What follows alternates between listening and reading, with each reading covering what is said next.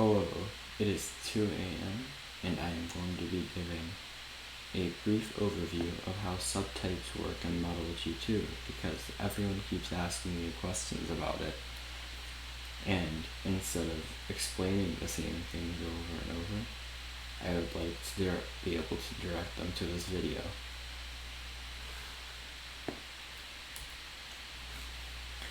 Firstly, I'd like to go into why I don't just use DCNH. I don't consider it to be a bad subtype system or for it to be significantly flawed, but I do think that it contradicts some of the goals of Model G2. There is a large focus on self-similarity within Model G2. This has numerous positive effects in the long term, and so I try to ensure that various aspects and layers of it coincide well with that, and DCNH doesn't really do that. It sort of stops at the four main categories: dominant, creative, normalizing, and harmonizing, as is suggested by the name even. And this doesn't really encourage a one-to-one correspondence between type and subtype, for example, which can be helpful in many ways.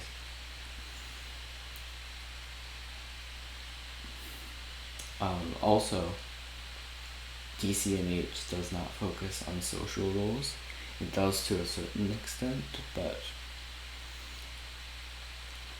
it is even known within the Model G community that DCNH does not strictly stick to the social layer and transcends multiple layers. And while that's not necessarily a bad thing, it is not the goal of Model G2. Model G2 requires a layer of type to fill in the social layer, the social level of communication. And that is what this subtype system is intended to do. I will go into that in a bit, obviously. Also, and this is a bit similar to the first point, DCNH is just somewhat arbitrary. To a large extent it isn't. For example, there are a lot of important patterns that can be identified with initials versus terminals. Initials being creative and harmonizing, and terminals being dominant and normalizing, but I've identified some fundamental aspects and some fundamental principles to use across many different layers and many different areas of Model G2. And if you try to connect those to DCNH, they don't really fit. And I know this quite well because I tried to fit this system into DCNH unsuccessfully, and that is what originally led me to create this new system.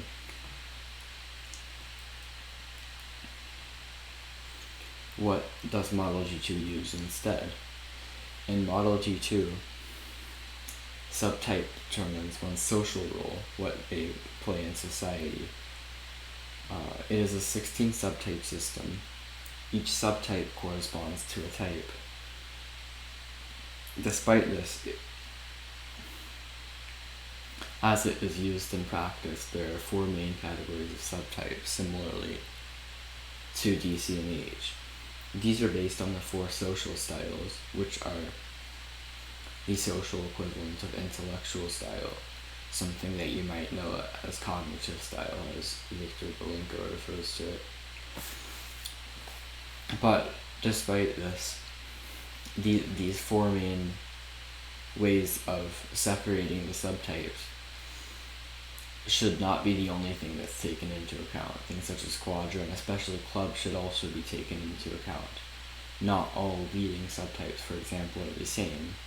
The NET subtype or the alpha leading subtype is not an effective social leader. They are able to lead in the intellectual domain, but in the social domain, they are much less effective, and that's a similar pattern can be seen with all of the subtypes. Now I'm going to go into how each of the 4 subtypes work. Well, each of the main categories of subtype work individually, and then I'll give short descriptions of each of the 16. The leading subtype plays the social role of transmitting information to many different sources, and those sources don't necessarily have to be other people. And I will give examples of situations where that would be true in a moment. But in general, this subtype has the broadest influence in their domain.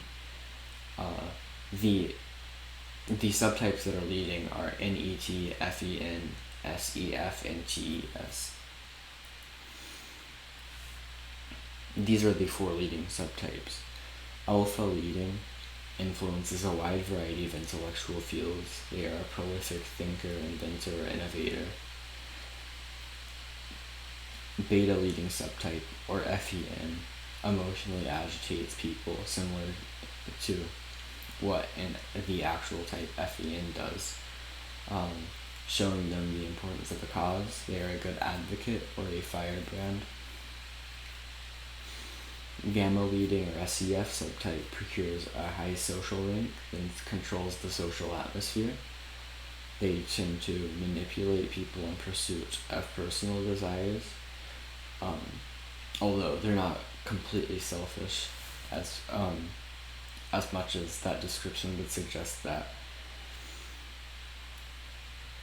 Delta leading subtype, or TES, their role is to ensure physical processes in the real world run as intended.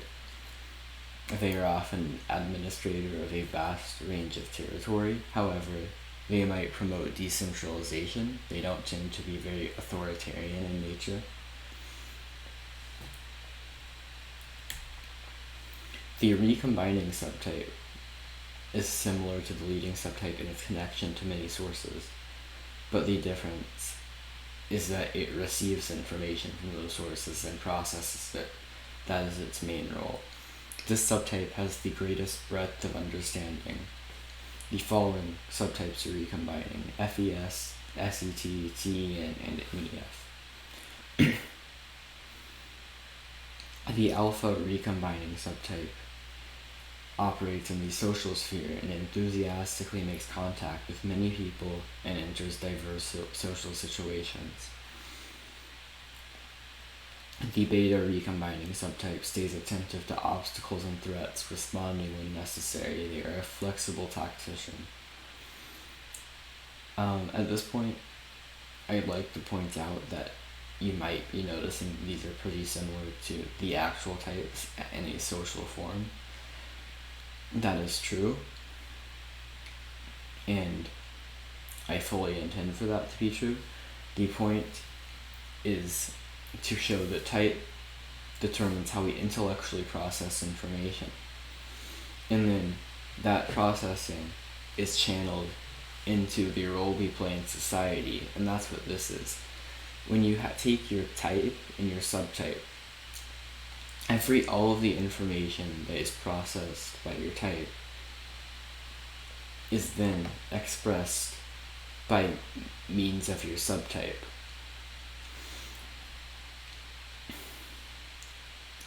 The gamma recombining subtype, or the TEN subtype, collects various theories and concepts that empirically tests and finds use for them.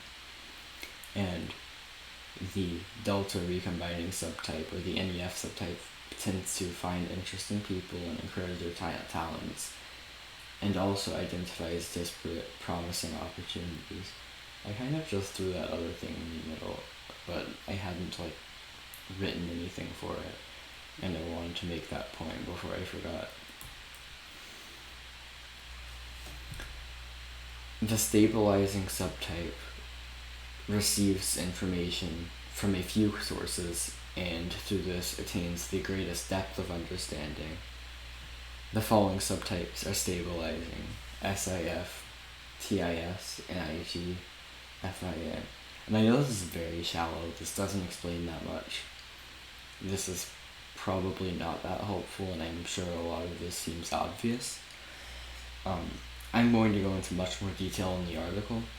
This is just intended to give the very basic details, so you sort of have an outline of how all of this works. These are the 4 stabilizers.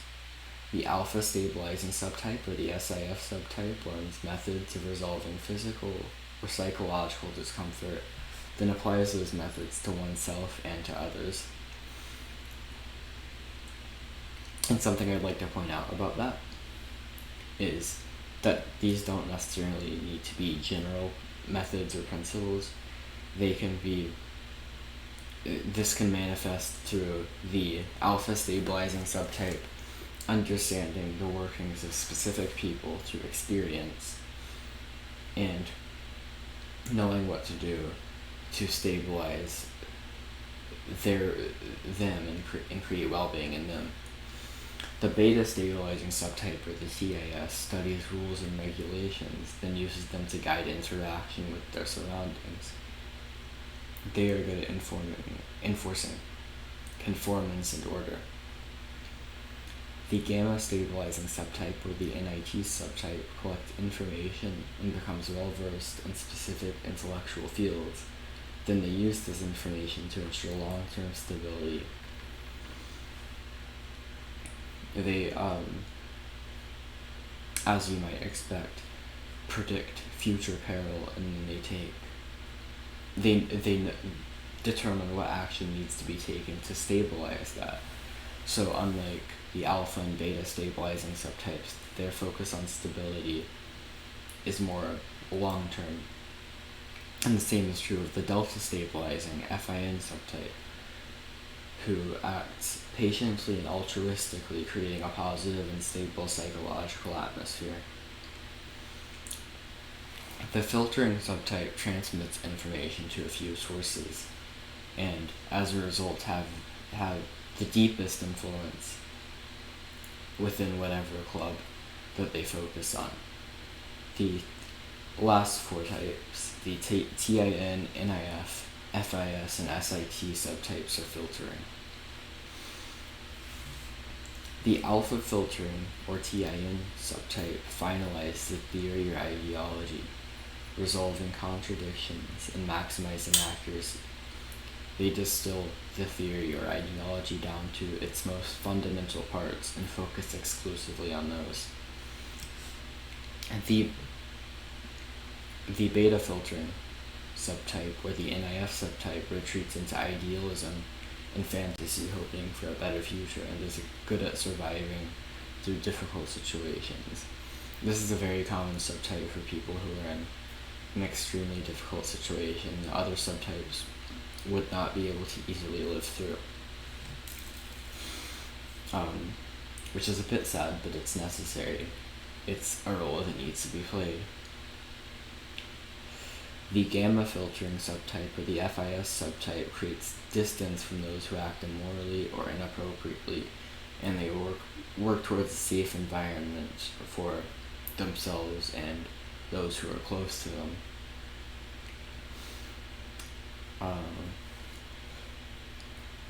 And the delta filtering subtype, or the SIT subtype, creates a comfortable environment through various practical means, reaching a reasonable level of order through that, even though order isn't exactly their main primary goal. Unlike the beta stabilizing subtype, they sort of do it in a more temporary sense, creating harmony in the moment, or you can think of it as the difference between TE and TI, TE being more iterative, and TI being focusing on more fundamental axiomatic elements, even though TI is still in the social mission of both. Finally, a somewhat accurate way of converting between DCNH and Model G2, since that might aid in understanding as well. I'll just list off the type names of each subtype in case you still don't know how to read those. The TES or the SET subtype is almost always dominant. The SEF or TEN subtype is generally dominant and sometimes creative. The FES or NET subtype is generally creative, sometimes dominant. FEN or NEF subtype is almost always creative, such as in my case. I am FEN subtype and creative.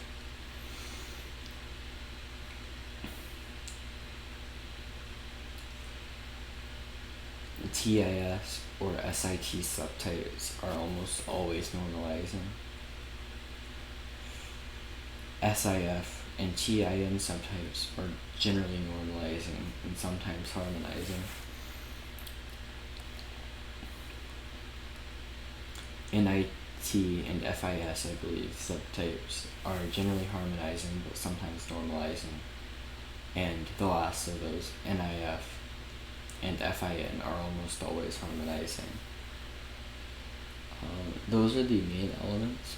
It might still be a bit difficult to apply to reality, especially since the more specific descriptions of each of the 16 subtypes were sort of just rehashing the types themselves.